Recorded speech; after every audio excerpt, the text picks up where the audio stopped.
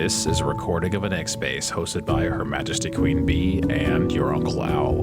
To join these spaces every Wednesday at 7 p.m. Eastern, check the show notes for details.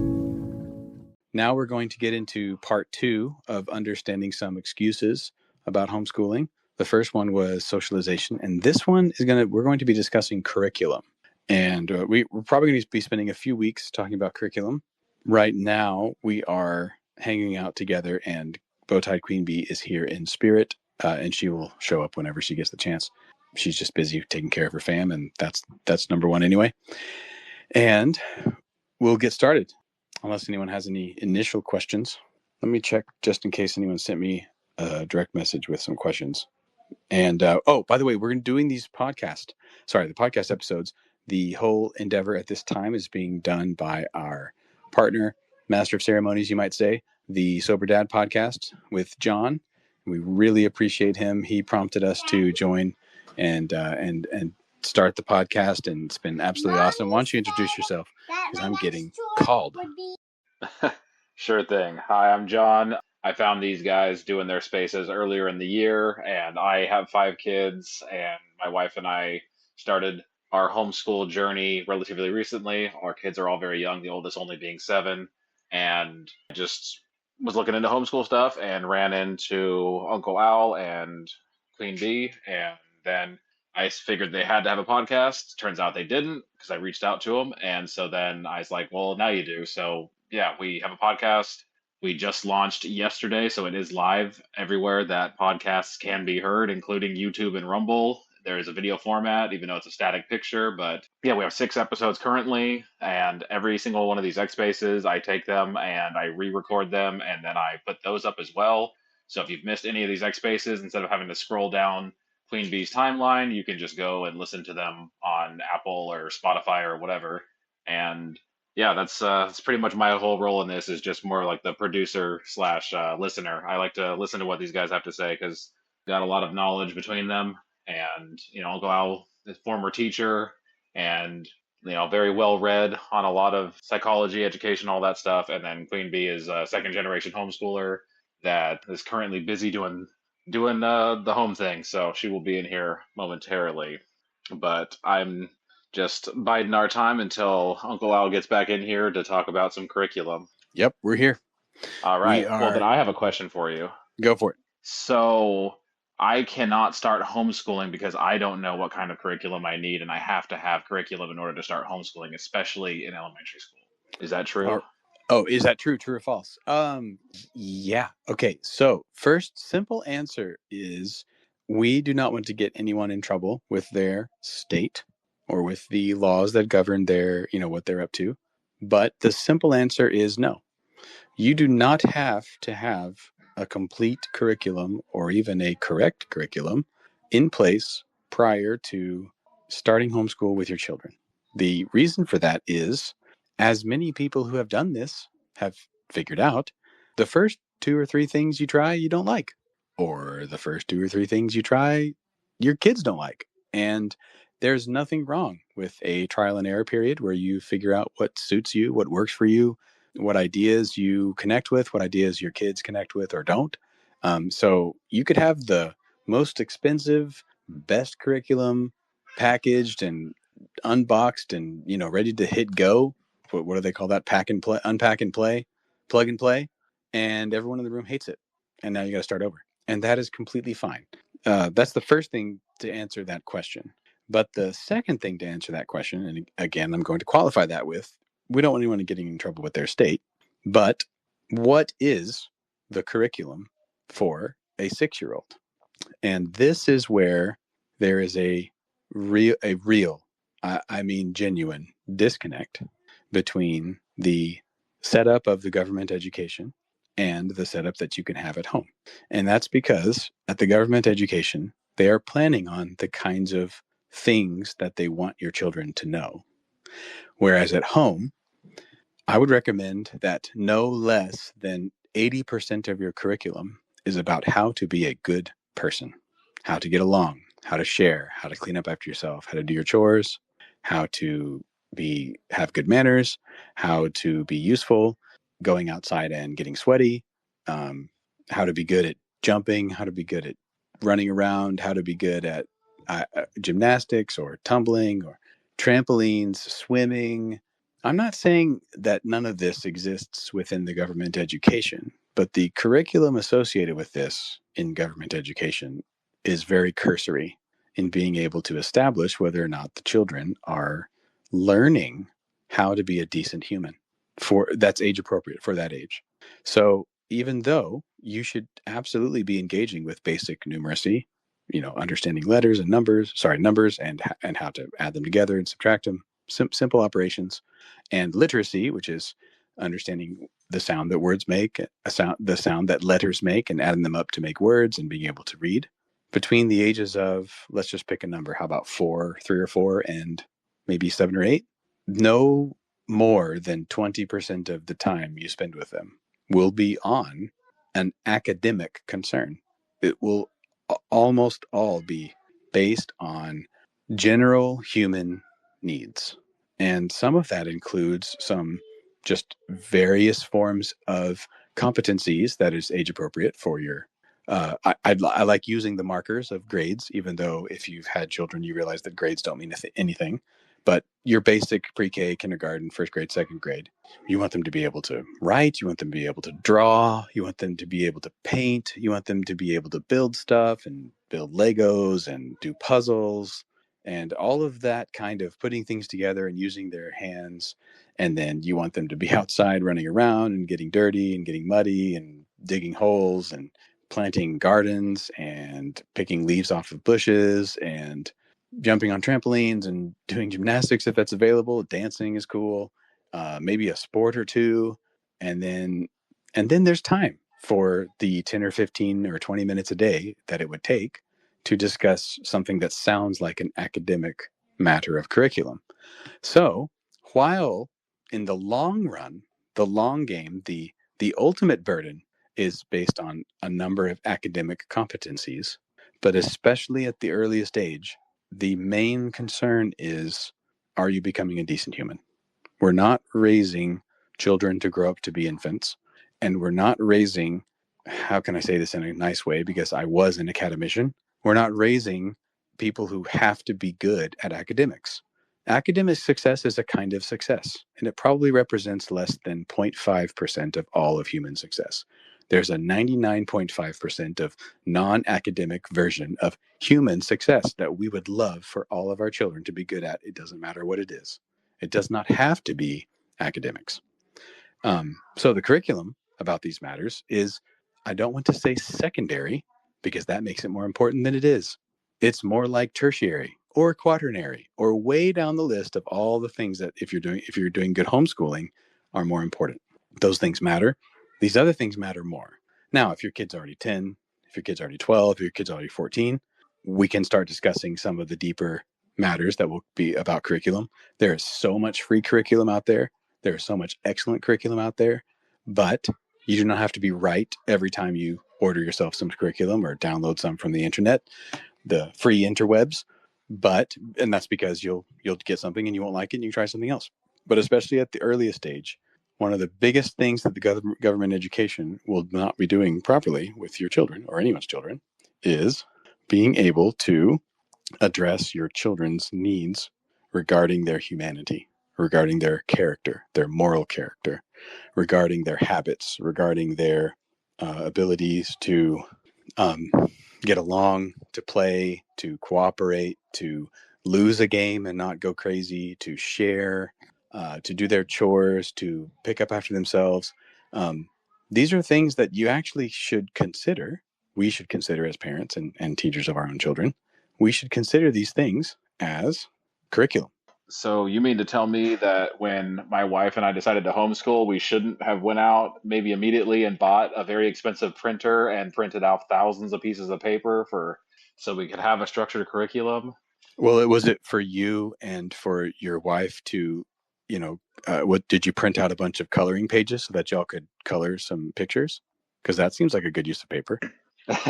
But no, we printed out an entire curriculum based thing and quickly found out that at the the ripe age of 4 to 5 years old that kids are not a big fan of worksheets, it turns out. There are some kids that are huge fans of worksheets. My daughters love worksheets. They don't love every single worksheet they've ever done, but they like worksheets. Okay. But I've never given them a worksheet. They ask for them. Not kidding. Yeah, our first mistake was making it a little more mandatory. Thanks, bud. Also, hello, Her Majesty. Your Majesty, welcome. Hey guys. Yeah, my kids they'll so I have given them work pages now, but they're also teenagers. I think when they're very young, definitely don't give them worksheets unless they ask for them, which my kids did ask for them. So it was like we'd do coloring pages and math pages, and they were all just math pages were more like, like a crossword or a word search or a math page. That's kind of the genre they fit in for elementary school. And as they get older, there is some use for curriculum once they hit kind of that third stage where they're learning and having to learn and learning things for the sake of getting to a goal. Work pages, not for the sake of busy work, but for the sake of actually learning things to mastery. And also, I should add, to mastery, not to grade percentage. Very good. Good point. But yeah, that's where we've used them. And so just to catch you up to speed real quick, I started out by saying that especially for the youngest years, the Sober Dad Pod's original question was, if I don't have a curriculum yet, should I start homeschooling my children?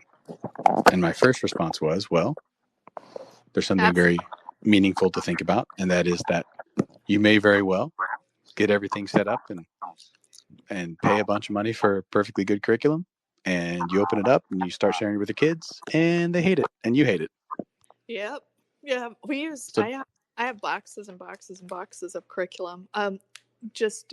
We use it mostly for reference. But I should add, if you do want to buy curriculum, there's a good website, homeschoolclassifieds.com, that you can buy and sell used curriculum. Yep. And I like curriculum because I like to have a plethora of it. It's like curriculum or a chapter here and nothing there. There's a place for it, but it's not the way people use it, in my opinion. Yep. The number one thing I would say, sorry. And then just the second part of my answer initially was to realize that prior to maybe age 7, 8, 9, 10, something like 80+% of the curriculum is like how to be a good person. So it's not so much spent time on learning science and math and reading and being, it's not that those things don't apply and that you won't do those things or expose them to them, but they don't have to be a major feature and they don't have to be forced and there's no pressure. The main thing is, what kind of person are you? You're developing their moral character, their habits, they're taking care of themselves, their chores, cleaning up after themselves, being useful, being positive, having good manners, all sorts of stuff that is not, it's not that it's completely ignored in the government education. It's just, it's so close to zero completely ignored that it might as well be zero. It's not addressed properly at all. Whereas at home, that's what you should be addressing mainly.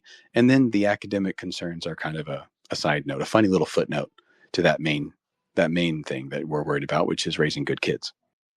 And there may be more questions on the way, but to get started, unless Sober Dad Pod had another follow-up question or Queen Bee had something else to say. I did. It's all you, Your Majesty. You're always first, Your Majesty. I didn't. Oh, very good. And I think I cut off the part with my mic, my mute button. I was just going to say that when we first started our homeschool thing, like I said, we thought we were doing right. We went out and bought our brand new printer that was capable of printing a whole bunch of pages while saving ink and all that. And we dove into a kindergarten-esque curriculum for math. And yeah, in the beginning, we were a lot more strict about you have to do these work pages and got to get them done. And in the beginning, they were very valuable to that and wanting to do that. You want to play Pokemon? That's interesting. I don't think you've ever played Pokemon. But yeah, so we were very strict about it. Like, you got to do one lesson a day, all this stuff. And, they were amenable to it for the most part, but then they started hitting roadblocks and getting frustrated. And we quickly learned that we were not necessarily doing the right thing by them by forcing them to do these worksheets and everything. Yeah, that makes total sense. And I hope everyone's enjoying the background soundtrack whenever Sober Dad Pod chats. We're hearing I think it's his son. Good evening, everyone. Hi, Narm. Welcome. Good to see you. Hey, Owl, Uncle Owl, Queen, Aunt B, John. How is Wonderful. everyone tonight? We're doing well. Good to see you. Hey, no. I love how Narm has stuck as your name. Okay, and let's trudge ahead a bit. The important point you've made is that there will be things that as parents we should be expecting our children to do. And that is kind of why I would claim these matters of how to be a good person related to humanity and character, especially in the early years, as what should be considered part of the curriculum, like manners and getting along, because you should expect them to do that. You should teach them and help them and guide them and lead them, and then expect them to behave these ways. Good example that Queen Bee loves to talk about. She can talk about it if she wants. When you take them to museums, they don't act the same as when they're in the backyard on the trampoline, and you teach them how to use a fork and knife when they're sitting at the table to eat. And these don't have to be things that you beat into them. Hopefully these are things that you help them do and help them be good at and enjoy doing, so that they have good manners and everything. And that's what we expect them to do. Expecting them to complete worksheet after worksheet after worksheet, day after day, is not something we should put heavy demands on until much later in the development of a child's academic abilities. So I do want to go into that. One of the biggest ways that I taught my kids in elementary school, I called it museum schooling. So basically, I had a museum membership for every museum in the city of Denver. I'm pretty sure every museum. Oh, I think I didn't have an aquarium one because Denver doesn't have a great aquarium. But anyways, my kids, we had one for the Denver Art Museum, and I have a glorious picture of my daughter. If you go to my profile, I have a picture of my daughter on the banner, and it's her when she was 5 years old dancing in front of a Andy Warhol painting of a Native American, and she knew exactly how to behave in that place, and she could dance without touching the painting. The painting is massive, floor to ceiling almost. And she didn't touch it. She knew exactly what she could and couldn't do because I had taken them to the art museum and they knew all the rules and they behaved appropriately. They were quiet. They didn't dance in front of, she didn't dance in front of Andy Warhol while everybody was trying to look at it. There wasn't a group around. She knew how to behave when people were around and was quiet during that time. But I just snapped this glorious photo of her. And it's probably my favorite photo of all my kids, actually, thinking about it. Don't tell the other kids. So I won't keep that top secret. Don't let them listen to this. But it's such a fun picture, and it illustrates to me perfect curriculum because she's learning who Andy Warhol is. We learned about the Native Americans, and she learned it in a museum, an actual art museum, instead of from a book, looking at pictures in a book. Art is really cool in a book too, because art is beautiful, but in a museum, it takes on a whole new level because you're actually looking at pictures that they made, that Andy Warhol made, and it's in the Native American area, and so we were learning about Native Americans. So that's art, history, and how to behave as a human inside of a museum all at once. I mean, that to me that's the ultimate curriculum right there, and it didn't come from a book. So yeah, that's what I'd like to say about that. And it could be that if you go to the federal penitentiary government education box on the street, you might go to see something like that once or twice in your entire kindergarten through 12th grade experience. You guys probably went once a week? I don't know if it's once a week because we also went as far as like going to multiple places, maybe. To a museum. We went to a museum at least once a week, for sure. So we went to like botanical gardens and art museum and History Colorado and Denver Museum of Nature and Science and the zoo. So the history museum had a membership at all the history museums in the state of Colorado. So sometimes we'd jump in the car and run to a museum a little bit further away, a couple hours away or something. We at least once a week. And then we had friends that were memberships, so every so often we'd bring them with our museum membership, like friends pass part. So they'd hang out with friends, and oh, God forbid we socialize, you know. So yeah, oh yeah. So they learned a lot through that. That's why I said we're museum schoolers. That's what I called it. Yeah, so not homeschool, not unschooled, but museum schooled. That's my term. I'm happy with that. Let's move ahead into some basic points about curriculum and some reminders that we recognize that you may be in a state that has more rules than other states as far as what you need to be able to prove to them that you're doing with your children. And a good example might be they expect you to do so many hours, maybe per day for so many days per week. What's a good typical? Is it 4 hours, 4 days a week? Maybe 2 to 5 hours, 4 to 5 days a week, something like that. And so you want to be able to take notes about that and keep records as best you can. Nothing wrong with that. Remember, and just for the sake of recalling the point we just made, driving to a museum and staying there for 2 or 3 or 4 hours and then driving home, as far as I'm concerned, and I believe Queen Bee had some examples of this, sounds like a 5 or 6 hour day. And you can write down whatever was going on in the museum, and you can even take notes of anything that they spent a little longer than other things on, and track that you're exposing them and making them aware of and helping them learn many different facets of what you might call, although I don't think it should only be called, academic disciplines. And they're just learning about things that matter, that are out in the world that they could learn, that you have spared them from it being in a book.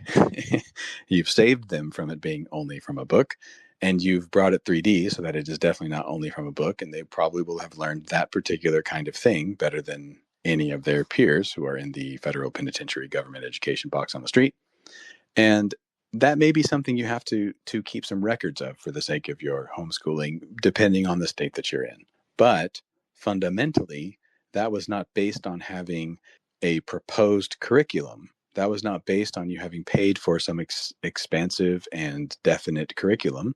And just as a reminder, there's extensive free curriculum out there. But to any degree that you need to prove that you're doing curriculum, you may change your mind. Your kids may not appreciate something you get. You might not like something you get, and you have to change it. That's fine. You are within your right to be flexible with all of that. Just don't be foolish with the rules of the state. I think it's one of the things I wanted to get across as far as something that you need to be concerned about. But Queen Bee has plenty more experience about that, and I was going to give her a chance to chat about that. Sure. So it's definitely different in every state, and I recommend going to like your homeschool co-ops and figuring out. So first of all, go to HSLDA, the Homeschool Legal Defense Association, hslda.org. I'm going to grab that link and put it here. Okay. And look up your state laws. They're really good. You want to get a membership too. It's, I think, like $25 a month or something. It's actually, I think it's less than that. It's pretty negligible price for all that they do. So anyways, look up their laws, and then join a co-op or meet some people who are homeschoolers in your state, and they will help you figure out what it is you actually need and how what the paperwork is. So when you read it on HSLDA, a lot of times it'll look really daunting, especially if you're in like Washington State or New York, where you have to have like a bachelor's degree to teach your kids at home, and there's all kinds of stuff like that. And so you might think, oh, I can't do it, I don't have a bachelor's degree. But there's ways, not around that per se, but ways to work within it and still be okay. And I don't know all the ins and outs of them. I know the ins and outs of a few states. If you're lucky enough to live in Texas, you don't even have to tell them you're homeschooling. The states I've homeschooled in have basically the same rules, slightly different, but not much. You have to send a letter of intent to homeschool, and then once a year, or once every other year in the other state, you have to provide some kind of proof that your kids are learning something, which could be either a test or a teacher. If you know a teacher, they can attest to your kids' learning. So in the state I currently live in, all the teacher has to do is sign something that says that the student has improved. It doesn't have to mean that they're at grade level for everything. It just means that within 1 year they have gained knowledge, and that's it.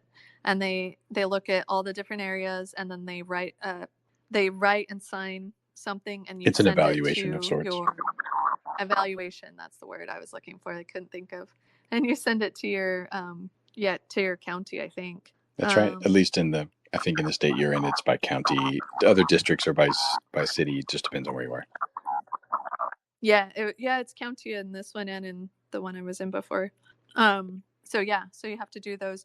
There's usually ways, like I said, if you get in contact with other homeschoolers that have been doing it a while, they'll know what it is for your specific state a little bit better than it.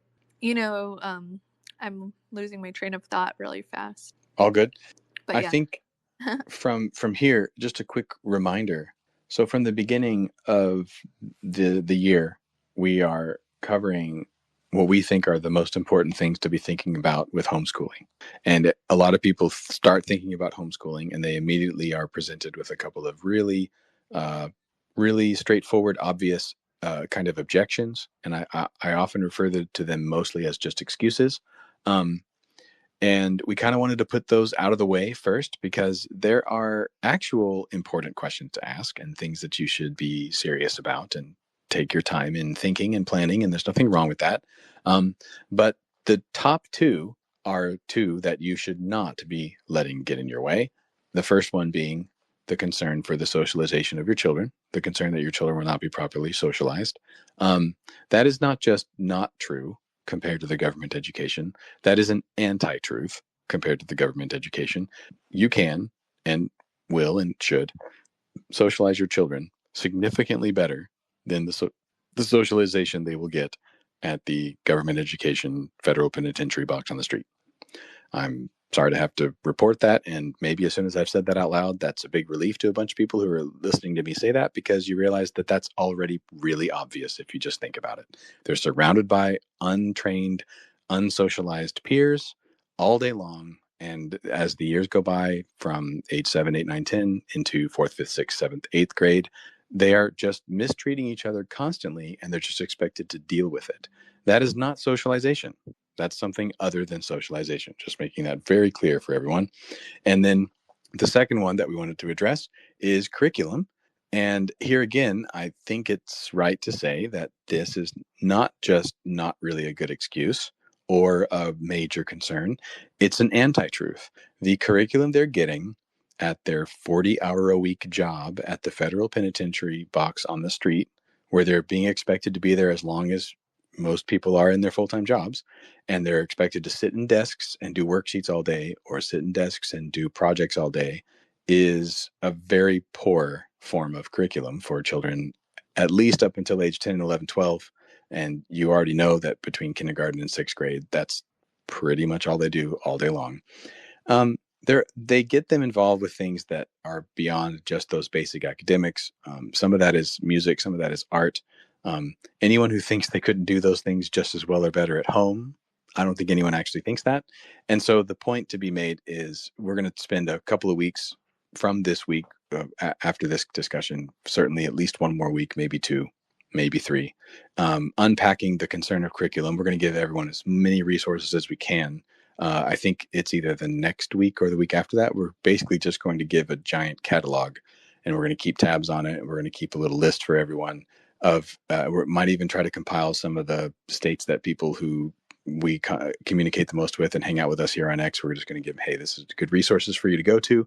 But for now, I'm just opening up the major, we're trying to throwing out the major excuse of socialization and curriculum as the top two non sequiturs, easily dismissed concerns for doing homeschooling, because actually both of these are something you can do much better at home, even if you do not have, what was it you said last night? A PhD in engineering and a PhD in biochemical sciences or chemistry or whatever. It was really well said.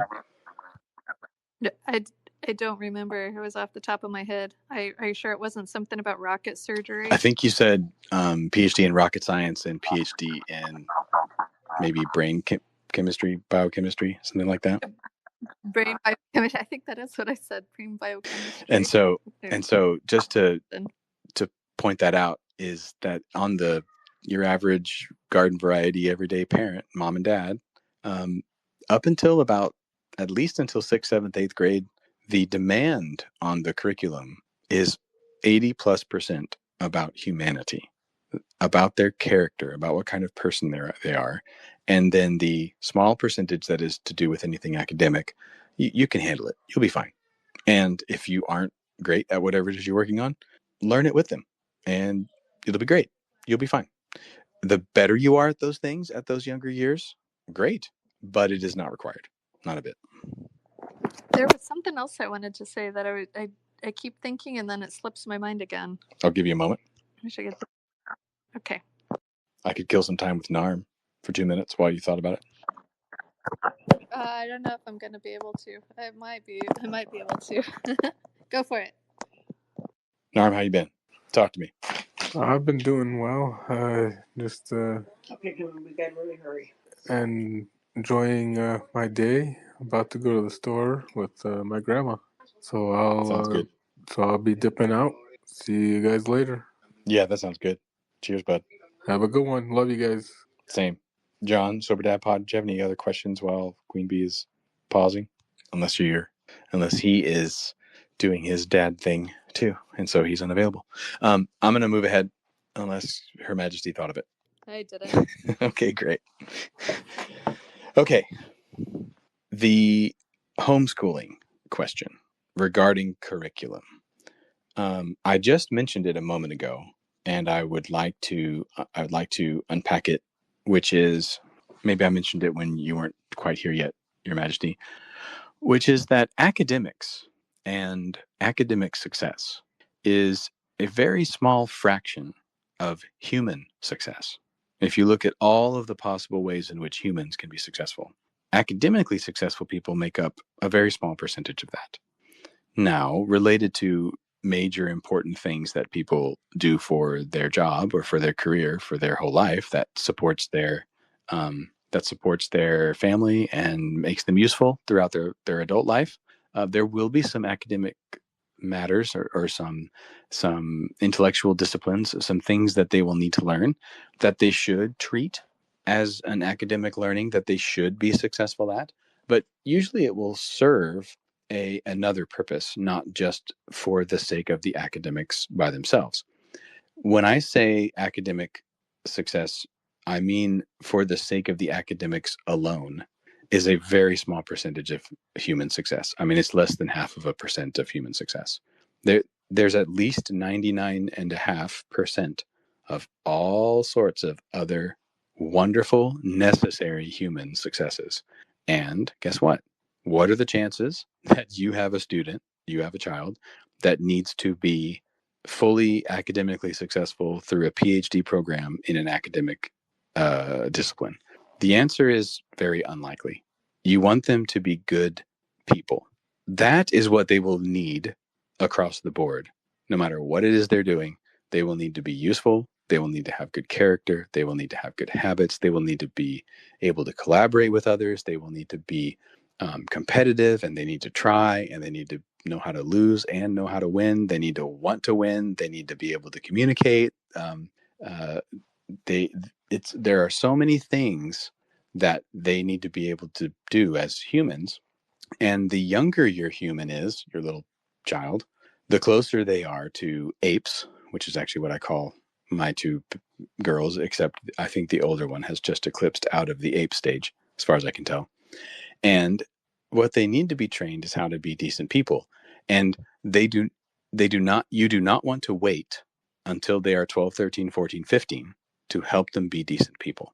By then, I'm not saying it's too late, but I am saying what would have taken you from age 3 to 9 to fix might take people from age 12 to 35 to fix. If you have not settled in the major concern of their development, the younger they are. So that is a much more serious and meaningful concern regarding the word curriculum, much more than their ability to, quote, do math or be able to, quote, know science, or even we want them to be able to read. We want them to have a certain amount of numeracy, be able to do some math operations, but being exceptionally capable at it is something that will only be meaningful quite a bit later in life. 12, 13, 14, even then to be very good at math is both unlikely and probably unnecessary. Certainly by ages 15, 16, 17, 18, 19, if they're doing anything related to science or any kind of business, you're going to want them to be good at math. And that's when that's going to matter. That's why having them be able to do basic operations when they're 5, 6, 7 is a great start and is good enough at that time. But these other human concerns are far more integral to the, quote, curriculum that we as parents and teacher parents should be focusing on for what to do with our children from the ages of about 4 to the age of about 12. What do you think about that? Yeah, for sure, I agree. I think basic human development is not something you need a curriculum for. It's something that, as you walk along the path, that Bible verse, it's in Deuteronomy. It's teach these things as you walk along the path and as you go about life, basically. Teach, and what you're teaching kids is way more in depth than what a curriculum has to teach. You're not teaching surface level stuff. You're teaching how to be a good human while also learning how to read, and it all comes. It's almost like a life unit study when they're in elementary school. Yeah, I mean, I wouldn't say that it is itself necessarily a curriculum, but I would say we could be thinking of it as a kind of discipline, a kind of training, a kind of curriculum. And in fact, there are many curricula that I know of that do address these matters, and you can take them more seriously, and you can get examples, and you can learn how to, watch for them in your children. So I actually remember what I was trying to think of Woohoo. earlier. So when you have the right mindset with homeschooling, you can go about it like throughout the day, go through a normal day and say, oh, that's math. Okay, I'm going to jot that down as we did this for math. And oh, look, we're reading a book together. Oh, we're doing reading. Oh, what does this letter say? Okay. So you actually, when you're going through, we were talking earlier about the states say, like sometimes it's like 4 hours a day, 4 days a week. It's like it ends up being 160. I don't remember the number. 1,600 hours a year or something. I don't remember. What is it, Uncle Owl? Do you know? I could do the math real quick, but yeah, it's 16 times 30 or something like that. Yeah. So you do whatever the amount of hours is, and then you start looking at your walks, as we're doing biology because we're taking a walk looking at trees and bugs, and we're doing math because we're cooking together. And when you start thinking like that, you don't even need the curriculum. Even when you're in a state that asks for very specific records, I know unschoolers from New York that's basically the way you do it. You just have a different set of eyes. Got it. Yeah, you have a different set of eyes. Yeah. And without actually worrying so much about everyone's specific state, but a reminder that we are not encouraging anyone to, get themselves in trouble or not follow the rules of their state. We do have some feeling that coming soon, based on some things we've been hearing in the chatter out in the town square. There may be some things happening, and hopefully they make it easier and easier and easier on homeschooling families and parents. And I believe that's likely. And after we discuss socialization and curriculum, we do want to discuss some of those other things that you should be taking seriously. For example, far be it from me to tell anybody what to do, but maybe you should ask yourself if you're in a state where it's the right place to homeschool your children. Maybe you should move. And lots of people would say, Well, that's easy for you to say. And I would say, what's more important, figuring out how to move into a different state or taking care of your children? I mean, one of those two, I would guess that almost every parent would smash the button on the right over and over again till their hand bled to indicate that they hold that as being one of the most important things in their whole life. And that's right. And so arranging your life in such a manner that makes that successful may include taking a good hard look at those questions. We're going to get into it, but the point is, it's not socialization or curriculum. Those two things are they're first of all, they're anti-truths. You can do them much better at home. Second is, they're very easy to cover and figure out and take care of, and you don't even have to be good at them initially. You can figure it out with your kids, and you guys will, the family unit will benefit from taking the time to sort through those things. Everything with those will be fine. You may have to take a good hard look at some other questions, and I think that's something that you, with your family, have experienced, right? Well, we did move. It's from one homeschool straight to another.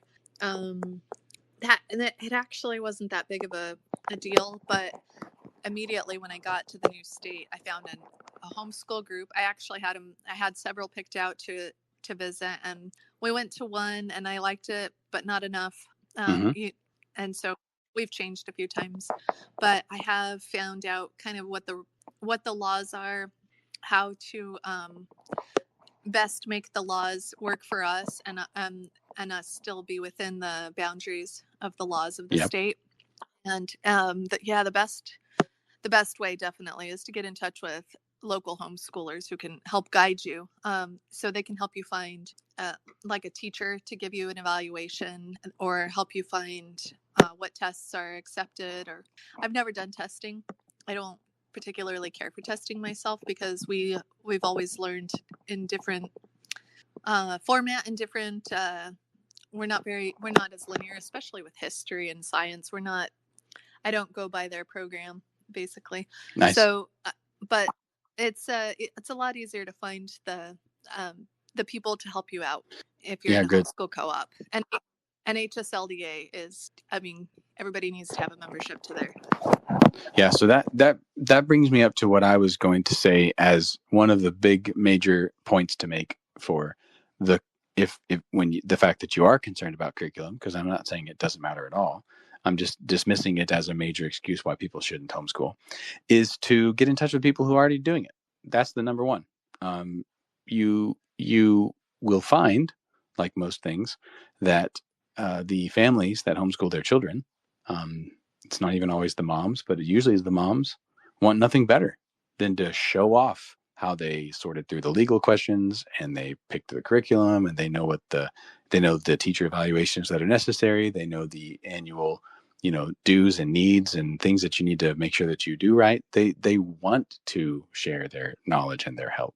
Is that something you've found to be true?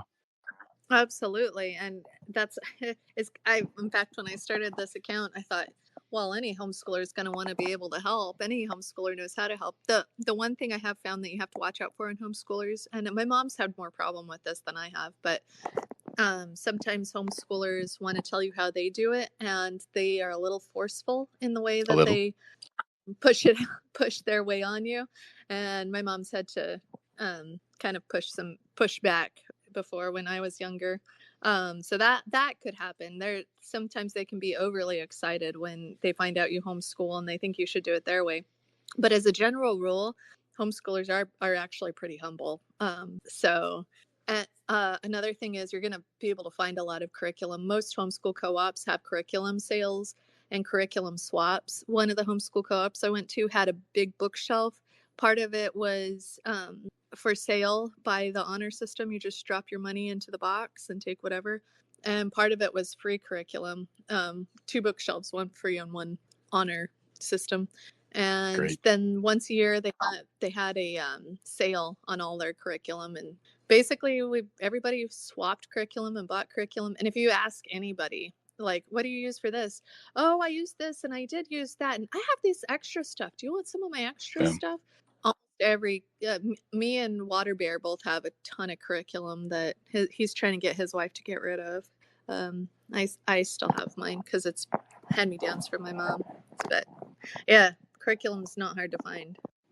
If curriculum was hard to find, you still wouldn't be off the hook, because Absolutely once again, not. Well, even if it was harder to find, the major concern up to a certain age is not their academic curriculum. It's what they're like as a person.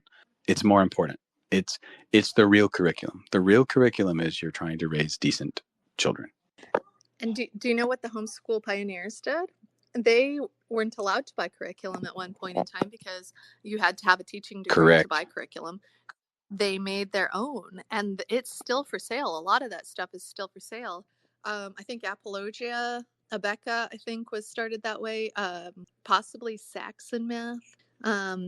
But some of that old stuff, there's a bunch. The Konos curriculum, Konos, is unit studies based on Bible characteristics, or what do you call it? Like Christian ethics or something, Right. you know, like charity and stuff like that. So it's unit studies based on, and it is one of the funnest curriculums I've found. It's the most hands-on, most entertaining. Konos, Konos. So and they're curriculums that homeschool moms without bachelor's degrees made up, and then their kids went on to become like crazy successful. So those are interesting stories to The me. only way that they could have possibly been successful is if they did a whole bunch of worksheets. That's how you know that you're doing the right curriculum. That's probably true. They were all abysmal failures. Stop it. Your Uncle Al has actually spent some time developing his own curriculum. One of the years that I was a teacher, I developed an entire curriculum for age appropriate for a specific grade and age level for a specific subject. And it seriously took me all summer. And at the end of it, I was so happy with what I had done that I thought, you know what? I'm not giving this to the school. I used it while we were doing our work, but I got to the school and the school handed me a prepackaged curriculum, and I handed them what I had worked on, and it was basically refused. So I'm not saying I was butthurt, because I'm kind of not that way. In fact, I'd almost decided that I didn't want to use my own curriculum. It mattered to me that I followed the guidelines of whatever was being handed to me. But it was quite interesting. I realized, someday I'm probably just going to hand this to my 12 or 13 or 14-year-old, one of my daughters, when they get to that age. And I'm just going to let them read it and figure it out for themselves if that's something that they want to try to do. And it will be the first time I ever try it out on somebody, except for having, sorted through it myself. And what I realized, I mean, some of the people listening to this may think, well, your Uncle Al is extremely smart. And I'm not going to refute that. I'm simply going to say I'd never thought about developing a curriculum for a specific subject for a specific age. And I simply sat down and spent a little bit of time every day for pretty much all summer. It was about 3 summers ago. And I found that not only could I put together an entire curriculum, I could put together a robust curriculum for that subject, and it was probably college quality. And that surprised me. I did not think I could do something like that. I tend to have this strange feature about myself that I feel like I can figure out just about anything, but I'd never tried. I certainly don't have a degree in college level science curriculum production. I certainly am not certified to do that, although I am a teacher. But it was fun. I just decided to do it, and I was happy that I could do it. And then that was all a build up. And then I showed it to my wife. I talked to her about the curriculum that she does, and she's much more with earlier elementary education. And she basically tells me, she's like, "Oh, I just wing it." And I just thought, yes, because she's just that way. She is happy to just figure things out each day. You just go with it, go with the flow. And I would say Queen Bee, Your Majesty, is absolutely the same. Their go with the flow is better than most people's plans. I love it. I agree. Just take what the day brings you. So that was a fun experience I had. So you could buy, or you could spend all summer making a curriculum that you never use. I love that she just wings it. She just like does her curriculum every day. Is that how it works? She just goes with it every day. She's like basically the night before, she's thinking, what am I going to do tomorrow? And then she just kind of spends about 15-20 minutes sorting through it, and then she's done. And that's it. She's just like, I'm going to do that. That sounds good. Yeah, that's how I am. That's like exactly how I am. I would love her. I would be like 2, 3, 4, 5 weeks. Oh, sorry. Go ahead, John. Oh, no, I just was gonna say, so for the less initiated, like myself, for instance, I mean, all credit is due to my wife for being the one that pushed us to actually start homeschooling in the first place, and she is the one that did the research on what curriculum she wanted to get and what we do use. But in that vein, when you say like less worksheets and how you guys don't give worksheets to your kids unless they ask for them, what are some useful things that you can do, like some examples of early education math for like the young ones from like the 4 to 8 age range? Like what is some basic like math exercises, or how do you guys without worksheets do math, I guess is what I'm asking. I had my kids counting a lot. So my husband and my little brother both used to love to count money, and so I started my kids doing that, starting with counting pennies and counting dimes, like counting by 10, counting by 5, counting by 25, counting when they're even smaller than count before they can count money. I mean, you can count anything. How many? Let's sort jelly beans, for example, by colors. I mean, what kid wouldn't want to sort jelly beans, right? And sort them by colors, and then how many red ones, and how many green ones, and how many yellow ones, and how many all together. What if you only have green and red? How many do you have? What if you only have green and yellow? What, red and yellow?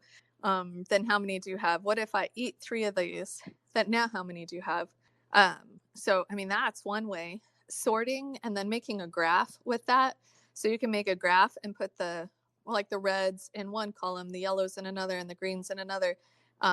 You can, oh my gosh, there's so many things you can do. Start writing them down. So you've got 3, and then you add 2 more. You have 3 red ones and you add 2 yellow ones. Now how many do you have? And write that down. 3 plus 2 equals, and then they've got the addition and the subtraction. And I mean, just go on like that. Also do like a number chart, and they can put like a jelly bean on each one, or even I've caught my kids up at the wall looking at a number chart when they were little and like adding on it. Another thing is, if you go to IKEA, you can get a really cheap, I think it was $10 when I bought my kids abacus, and my kids so I'd just write a whole bunch of math problems down. I didn't even print out a worksheet. I'd just write a whole bunch of math problems down and give them the abacus, and they would just start using the abacus and figure it all out. And then when they start using the abacus, then you can start doing multiplication, because you've got 4 rows, and on each of those rows you have 5. So what's 4 5 times? 20. So, and then you can start doing math in your head, start doing like in the car when you're driving around, just start doing math in their head. I think math in your head to me is one of the biggest math things that I wish public schools would teach. I don't wish public schools would teach anything, to be honest. So I'm going to strike that from the record. But doing So petty. doing math, yeah, I don't want them to teach anything. They need to be gotten rid of. Anyways, so when you're driving down the road, you can do so much math in your head. And my dad taught me a lot of math that I could do in my head. And there's actually books you can read. So I would read a book on how you can do shortcut math in your head, addition and subtraction, and even multiplication and division, and how to do double and triple digit addition and subtraction in your head. And it's just all fun games. I can look up one of those books if you're interested. I know I have at least one on my Audible. You better. And while you're doing that, I just want everyone to know that when I say that Her Majesty was being petty, I was excited about that, because Her Majesty is perfect, and everything she does or doesn't do is exactly what she should or shouldn't be doing. But it's just funny to listen to her say things like that, because it showcases just what a fun personality she has. And I'm wanting to point out that throughout everything that you just said, if that was written down somewhere, that would almost be troublesome to you. It's just sort of more meaningful that as your day goes on and as you're presented with things, you're just chatting with your children about what you're looking at, and you're asking them questions that would sound like you're leading them to think a certain way or think about something a certain way, and having them do, small math calculations and small addition and small subtractions, just as a result, as a consequence of being out and about, being useful through your day. Correct? Yeah, actually, my mom and I were talking about this girl that teaches Bible study in one of our Bible study groups, and neither of us enjoy her because she's a teacher and she teaches adults like she teaches children. She's trying to lead everybody to the correct answer, and we're trying to have an open discussion because we're all adults. I feel the same way with my children, and my kids catch on really quick when I'm trying to lead them to an answer, and they rebuff. I mean, they don't want anything to do with it. But when you're enjoying it and when you're having a good time and you're not trying to lead them anywhere, you're just trying to figure out something. You're having fun with it. Not. But the practical examples necessitate the things like calculations, like money and how many eggs do we need and things like that. Absolutely. I mean those kind of things just come naturally, and there's no reason to add or subtract any of. You don't have to make up scenarios. Why? Like, my kids always make fun of word problems because they're like, if Billy has 27 mangoes and 52 watermelons, why would he have 52 watermelons? That's ridiculous. How's he going to eat all those? I couldn't even eat 27 mangoes. And it just evolves because it's not a realistic situation. But when I go out and gather eggs and I say, okay, I have 7 white eggs and 12 light brown eggs and 8 dark brown eggs, and how many do I have, and which hen is laying the best, and what kind of feed are we going to give them, and these are practical things that they're not realizing that they're doing math. They're just, do we need to buy eggs because we usually go through 2 dozen eggs a week, and we've got, this. Those are practical things that why would you bother with things that aren't practical? 27 watermelons is ridiculous. So anyways, yeah. Well, it may not be. Just for the record. Well, we do live in kind of a farming community, and there are a lot of watermelons sometimes. So, yeah, I can see why they'd have 52 watermelons or whatever it was. You never know. Give them the benefit of the doubt. You never know. That's true. But yeah, my kids, they don't like being led anywhere. They don't like it when I'm trying to lead them to the correct answer. They would gladly, though, go along with me for the ride if we're trying to figure out something together. They're all in. Exactly. And then to just pick up from there, when you start teaching your 8 or 9-year-old logarithms, I would recommend using base 8 because it comes out to whole numbers. If you use base 10, you get a lot of decimals in there, and it's a little bit complicated. And then when you're discussing, the basics of pre-calculus and the first level of calculus, which is, limits on a graph and derivatives and integrals, when they're 11 or 12. I'm kidding, by the way. I was zoning out when you said that. I was like, what? My oldest brother and I had this pre-children joke conversation with each other. Like, at what point are we going to try to teach our children certain concepts? And we had decided that we were going to try to teach our children logarithms and the beginnings of calculus, like integrals and derivatives and limits and such, by the time they were maybe 10 or 11 or 12. And now his oldest is beyond that. And I remember the day I finally went to him and asked him, I was like, by the way, how did that go? And he said, yeah, that was a little early. And it was really funny because we didn't get into the depths of higher math when we were in elementary school. Okay, but by the time we were in elementary, by the end of it, our father was an electrical engineer, and he would teach us little small mathematical concepts, which were way ahead of our age. But by age 12 or 13 or 14, we could start to understand, pretty significant math. And what we were doing in the government education federal penitentiary was nothing compared to what we were doing at home with our dad. And I just have always had this like half back in the back of my mind joke to myself that none of my children are going to ever want to do that. They're like, ew, don't teach us that. We don't want to know any of that, just because I might try it on them and see if they like it. My brother, when he was going through, I can't remember. He was in college, and he was so excited about. I think he was doing like quantum physics or something weird. Okay. And he was trying to explain something to me, and I zoned out. I would just like the glazed look comes over my face. I'm like, anyway, so I'm gonna go make cookies. I was like, right. I don't know what you're talking about, and just, but yeah, but back to the original point though is, if you're going somewhere with your kids and you're keeping them up with you, it's a fun thing to do. And my dad was really good at that with us. He always made it accessible to us. One of my favorite times was we were on a trip driving from Texas to Utah, through Wyoming, back down through Denver and back to Texas. So very, very long trip, and staying for at different points along the way for a very long time.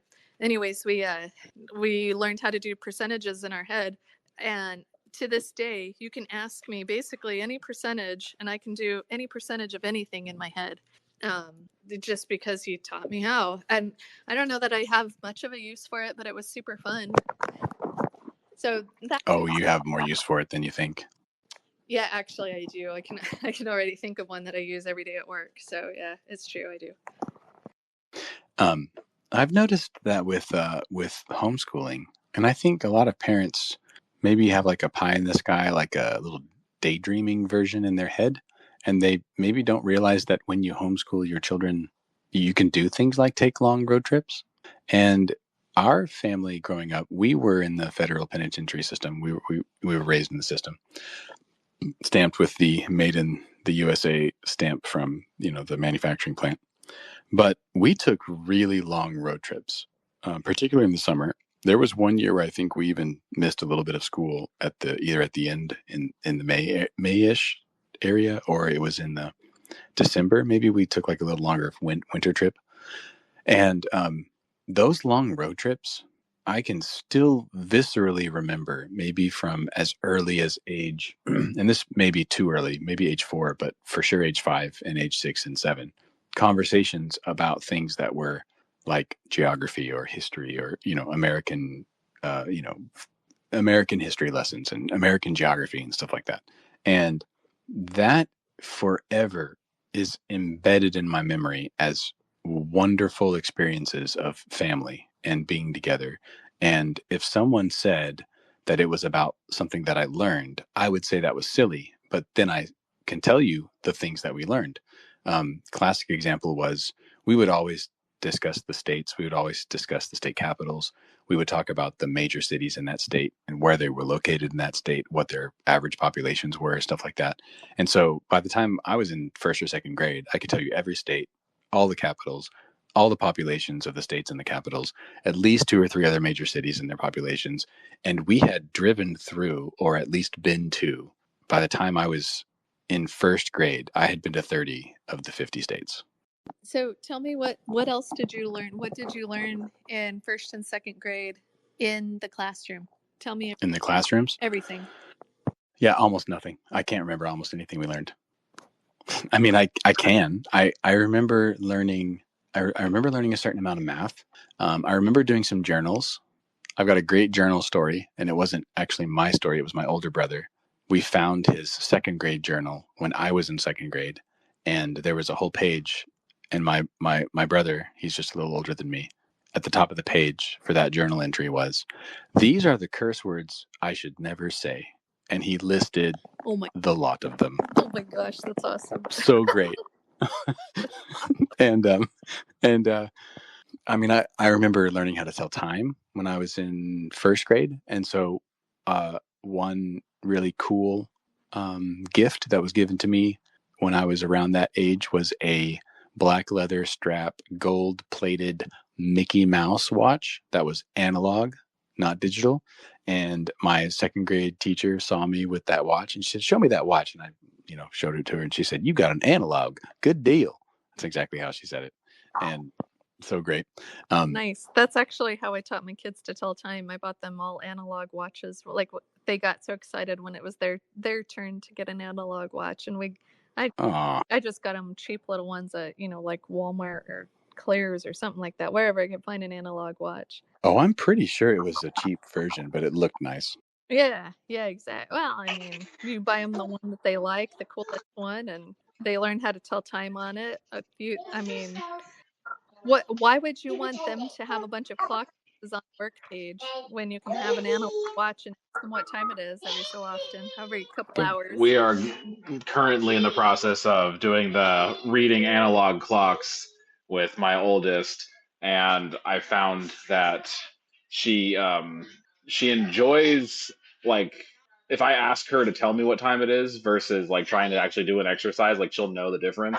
But we bought one of those little toy analog clocks where she can position the hands on the clock, and she really loves playing with that thing and telling us what time it is. But again, there's just the difference between, we've talked about this before on the podcast, but the unintentional learning and like the interest driven versus like, hey, you have to do this and tell me what time it is, versus, hey, what time is it? Or like, here, I'm just going to leave this clock here, and then out of interest she'll pick it up and start playing with it. Or you can also do, look, it says it's 9:08 on the kitchen clock. I wonder what it looks like on that clock, on the analog clock. Yeah, it's fun. I mean, those kind of toys are super fun. And they work so much better than work pages with a bunch of clock faces on it that they're forced to do at an inconvenient time when they were busy playing with Play-Doh. I know when I'm playing with Play-Doh, I don't want to be interrupted with a worksheet. So I'm not even joking. I learned how to make Play-Doh because my girls went through so much of it. Like, I just got to where I would make like a pound at a time, and make it one color. The next day I'd make another color. So I'd have 4 to 5 different colors, and I put them in plastic bags in the fridge, and then they get a hold of them and get them all over the place and let them dry out and turn them into brown yucky color. And so I'd have to throw them away and start all over again making new. And yeah, Play-Doh was a big deal at our house. we usually stop at 20:30 Eastern time just to take care of everyone's schedule. We began at 1900, so about an hour and a half is our limit. If anyone has not gotten up here to speak and you wanted to ask us a question, please do. While you're doing that, if anyone wants to request to be a speaker, I just wanted to add, if you were a teacher in the federal penitentiary system and you were doing things like helping them read analog clocks and making Play-Doh for your class so that your class could make, they could learn how to make sculptures and stuff that they wanted to, whatever they wanted to fashion with their Play-Doh. You would be looked like an absolute superstar by all of the other teachers and the children. And you would probably be looked at as a complete time waster by the administration because it's taking away from, quote, curriculum time. And I'm here to say that is a complete inversion of the real world, a complete inversion of the truth. The truth is, kids should be doing things like that all day long, and drawing all day long, and running around and releasing their wiggles and all those things all day long. And the time it takes to get into things that are considered, quote, academic, numeracy and literacy, takes almost no time. And you can do it in a way that suits them, that is natural, that is a consequence of your normal daily habits and normal daily life. It's just, it's a complete inversion of the concern. To me, it's just like socialization. It's actually an anti-truth to say that your concern for curriculum is why you shouldn't homeschool, because actually you can do so much better at home. Yep, completely agree. I don't have anything to add to that. That's really good. Well, I did a mic drop, but I actually would have dropped my phone, and that wouldn't have helped. No, I love that. Sorry. Yeah, sorry, I got a baby in one hand and I'm making dinner, but heard every word and I agree completely. Right on. Multitasking. And with that, I'll just double check the messages and some of the checking my messages, and then just double checking if anyone said anything on the comments or if anyone has requests to speak. I don't see anything. Any closing remarks, Sober Dad Pod or Queen Bee? Anything you'd like to add here at the Her end? Majesty first. Homeschool. I believe she dropped her phone on the floor And the like a peop- mic drop like you did. And the people Yeah. went wild. Yeah, just the only thing I have is please check out the podcast, Hive and Nest Homeschool. And it's on everywhere you can find podcasts. Give us a listen. And I know I had some issues with the space tonight, like quality issues getting dropped a few times. So thank you for people that stuck around. And we'll be here again at 7 p.m. Eastern next Wednesday. And I believe it's still on the curriculum. But yeah, come check us out and send DMs to either one of us if you have any questions or suggestions for a topic for either the podcast or an X Space, or just if you have a question that you need answered personally. And I'm sure all three of us would be more than happy to do that. And that's all I got. Have a good night. Yep. John, Thanks to Nick. is it all? Are the podcasts all up now on all the things? We currently have 6 episodes live on pretty much every single platform there is. Amazon Music, for whatever reason, takes a while to authenticate, even though I'm not sure why. But yeah, we're up on Apple, Spotify, Good Pods, Listen Notes, pretty much everything except for, I think Amazon Music is the only one that's lagging behind. And then we're also on YouTube and on Rumble as a video format, but it's still, just a static picture with the audio. But if you prefer those platforms, we're on there as well. I just finished uploading the last one to Rumble a couple hours ago. And I'm good. There will be a 7th one coming out tonight. I'm just finishing the finishing touches on the one we recorded the other day. So there will be 7 episodes as of sometime tonight. Holy smokes, that's awesome. Thank you. I would love it if you would stop working so hard and being so efficient. Like if you could just slow down. Can't stop, won't stop. Easy. Okay. I love that. And then just want to say thanks, Nicholas Narm, you were here earlier, and Valkyrie, it was really nice to see you. In case you listened to this, we appreciated you hanging out with us. And Smoked Hot Wings, my man, it's really good to see you down there. I think it's Flyins, might be Florida Lions, I'm not sure exactly, but really appreciate you guys coming to spend time with us. And please send us your questions. Never be afraid to hop up here and speak. We're happy to talk to anybody. We love giving this space back and forth, and we're happy to chat with anybody. We don't have like a big agenda. We're not trying to take all the time. We're happy to give some space to people who want to give some input or ask some questions. And we'd just love to finish off by saying thank you. We appreciate everybody coming to see us. We will see you all next time.